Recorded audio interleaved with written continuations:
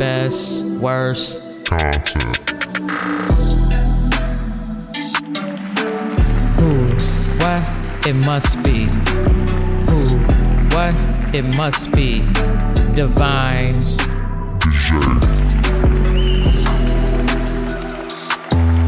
It's spiritual warfare out here. It's spiritual warfare out here. That's why we must stay protected and equipped with these self-healing affirmations with a twist. Best, worst content? Oh yeah, that's the brand. That's the foundation to this healing journey. That not great, not good enough, but you fuck with it content.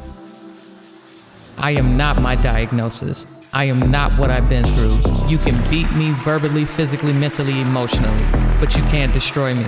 I rise up, weathering storms no matter what. What's going on, everybody? Welcome to your self-healing affirmations with a twist. I'll be your host. I go by Divine Deja.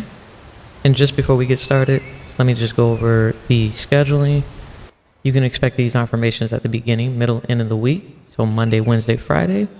Each week we'll have a theme to give more context to the affirmation. The twist will be a poetic expression. Those poems will be uploaded at random, so they're not just subject to Monday, Wednesday, or Friday.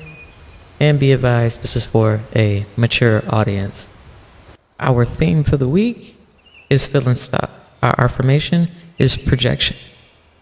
If you've clicked on this podcast, it's because you're either going through or have been through some form of abuse.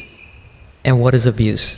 According to Google, it is something used to bad effect or bad purpose.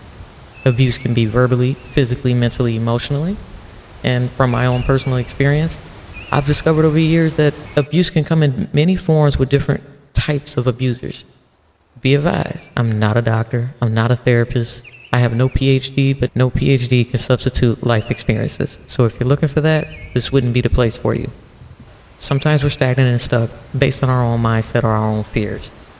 Then there's times it's put upon us indirectly or maybe directly by others. You can be feeling real good about a new idea, endeavor, or an accomplishment. And you feel so good you want to invite others in on that. It's normal to just want to express that with somebody else. Then when you call or you invite someone in on that excitement, the whole mood changes because you're met with a dry response, silence, a shaded compliment. And my favorite one, but one of the favorite ones is when you call someone and the subject change.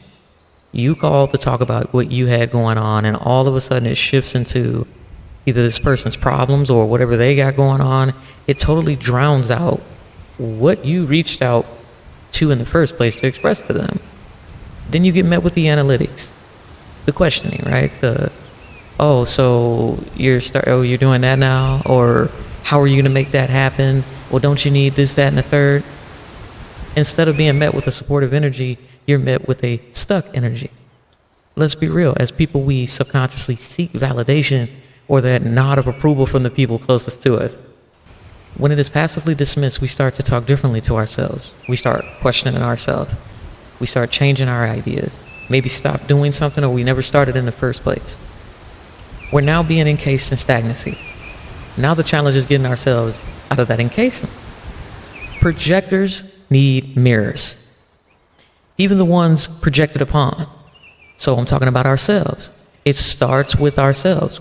Once we look in the mirror and really see what looks back at us, we can cast back reflections.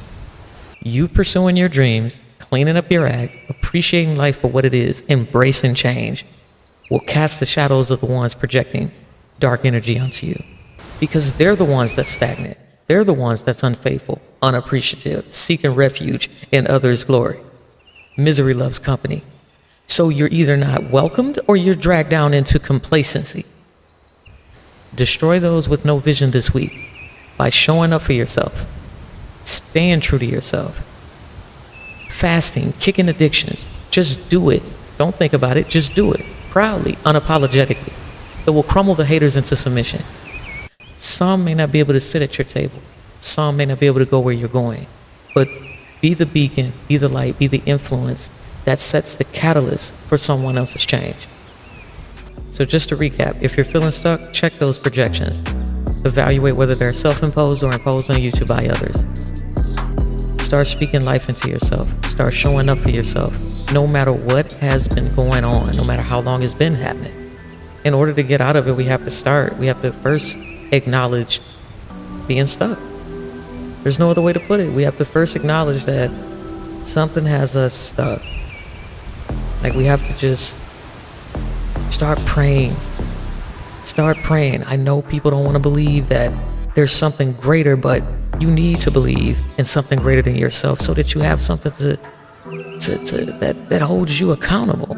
You can't be held accountable with your own terrible thought process. Get your mind right. Start. I don't care what you need to place up on that pedestal, but place something there so that you can be held accountable for yourself. Watch what you say to yourself. Watch what you receive from others, because that can indirectly be placed upon you. Just think about it. Just think about it as you start your week off. Have you been imposing projections onto you, or have you been allowing others to do that to yourself?